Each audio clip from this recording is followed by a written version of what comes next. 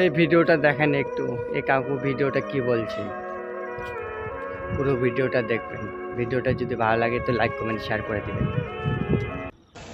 এই দেশ নষ্ট করছে কারা? যারা কলম ধরা শিখছে তারাই দেশকে খাইছে। কথা বলেন আমার আমার আমি পল্লী কবিতে বানাইতে আমার কবিতে তো কেউ শুনবে না, কারণ আমরা গরিব মানুষ। গরিব মানুষের কোনো দাম নাই। তা এই যুগটা হলো কি জানেন, কেয়ামতের নমুনা জানি কিন্তু মানি না, গোনাগার দুযুগী হবে সে কথাও তো শুনি না। গুন্ডে পান্ডা হারাম কর তারে হলো তোর দিন দুপুরে মানুষ মারে তারে হলো দুনিয়া।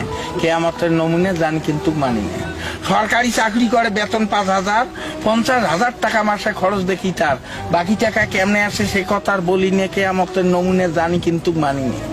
ডিজেল ভেজাল, পেট্রোল ভেজাল, অকটেন ভেজাল, ভেজাল পদ্মা মেঘনা যমুনা, অর্থাৎ কোম্পানি ভেজাল।